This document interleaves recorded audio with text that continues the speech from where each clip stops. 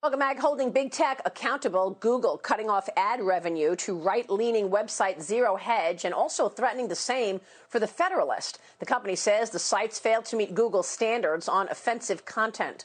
Missouri Senator Josh Hawley introducing legislation, meanwhile, that would remove immunity from big tech holding companies like Google, accountable for censoring different political viewpoints. We have heard from the Department of Justice as well. Joining me right now is Texas Senator, Senate Foreign Relations and Senate Judiciary Committee member Ted Cruz. Senator, it's great to see you this morning. Thank you so much for being with me. Good morning, Maria. Always good to be with you. Your reaction to what has taken place at Google, and let me just point out that last week there were reports that Google had eliminated the image of Churchill, Winston Churchill. And then after there was a big, hype about it, why would you eliminate Churchill's image? They said, oh, it was a mistake. Now you've got this pushback on the Federalist and Zero Hedge, basically threatening to rip off their advertising revenue, Senator. No, that's exactly right. And it's worth noting the power that Google has amassed. It's unlike anything we've ever seen in history. There's never been a company that controls more information and critically more access to information. Over 90% of the searches done are done through Google. And their control of search, their control of ad revenue, has the ability to control what the American people hear, learn, understand. And in this instance, they really abused that power. They went after the Federalist, which is a conservative media organization, and they threatened to demonetize them, to cut off all ad revenue. And in the Internet world, that can be the difference between life or death. Now, the Federalist at first wasn't even sure what the basis was. They were eventually told that Google had some problems with some of the comments on their website. Not what they'd written, the articles, the journalism they'd put up, but instead individual users had written some comments that were offensive. I sent a letter this week to the CEO of Google pointing out that this was blatant censorship and listing about a dozen left-wing sites, all of which have comments. Now, I don't know what the comments were that Google deemed offensive, but I guarantee you those left-wing sites have all sorts of profane and racist and objectionable comments that people have put there. Google is not imposing the standards on them. And most critically, Maria, Google's not imposing the standards on itself. Google owns YouTube, the massive video platform. And if you take just a minute and look at the YouTube comments, you see all the time offensive, racist, profane comments.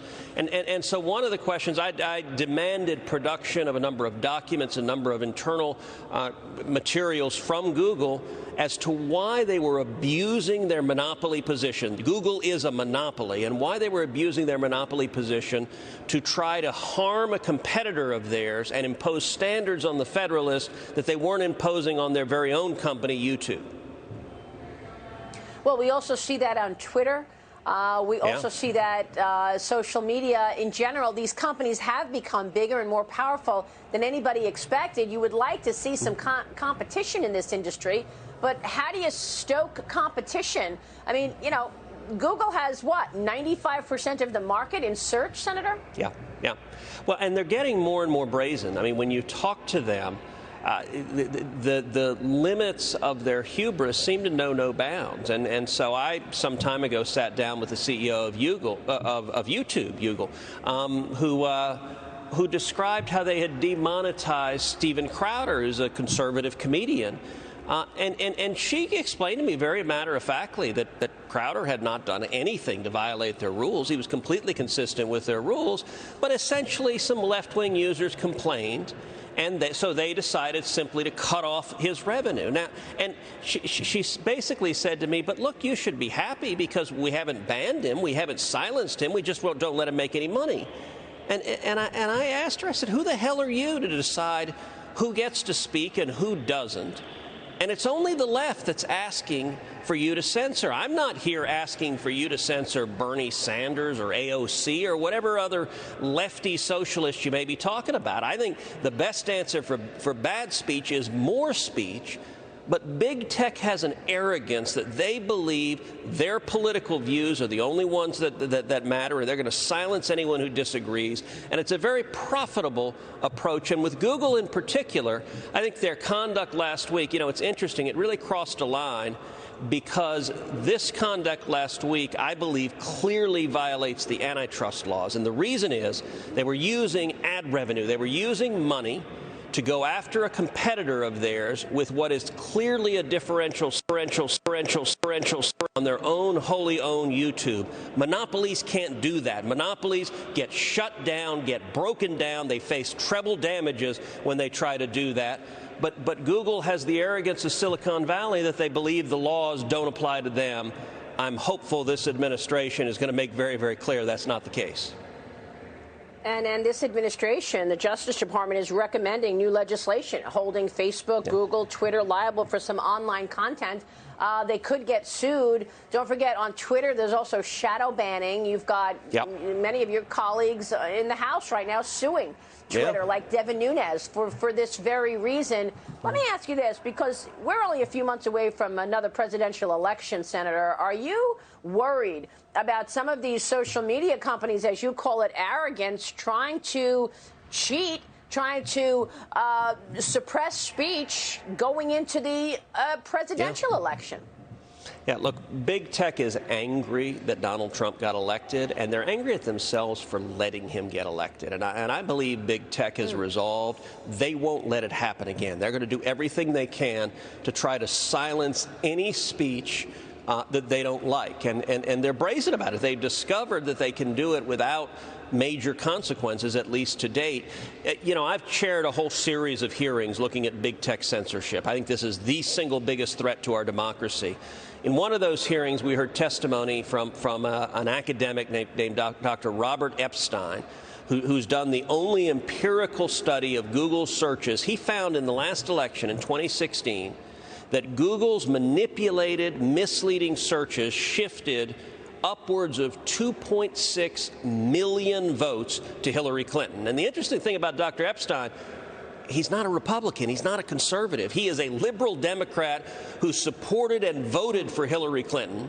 And yet he testified before my committee that he was horrified to see big tech, a handful of Silicon Valley billionaires, exercising blatant censorship and deception to try to change the results of an election. He also testified in 2020 if they do it again and lean in hard, they could move upwards of 15 million votes. This is a profound threat, and it's why I've been meeting with the administration over and over and over again, the Attorney General, the Deputy Attorney General, the President, the Chief of Staff, the White House Counsel, the Chairman of the Federal Trade Commission, all of them I've met with on this topic to say we need all of the resources of the administration focused on stopping this lawless conduct and protecting free speech in our elections, because if we don't, Silicon Valley billionaires control and decide our elections. Well, this new legislation coming out of the DOJ that they're proposing is targeting Section 230, as you know, a decades-old portion of the law that spares social media companies from being held liable for their content, their posts, photos, videos uploaded to their sites. That's because there was a thinking that they were the platform. They were the platform for lots of different ideas. But what we're seeing is they're more than just a platform. They're deciding what should be on that platform. And in many cases, it's liberal content versus conservative content. No, that's right. And I'll tell you, big tech made a change within the last few years. In one of the hearings I chaired, we pulled up an internal Google presentation. It was a PowerPoint, about 50 pages long. It was entitled The Good Censor. That's what they called it, The Good Censor. In it, it contrasted between what they called the old way of doing the Internet here in the United States, the laissez-faire free speech model, let people speak, have their rights. They contrasted that with the new, and this is what they called it, the European-style censorship model. And the companies that Google identified as engaged in the new European-style censorship model were Google, YouTube, Facebook, and Twitter. And so this is not accidental. They've made a decision to change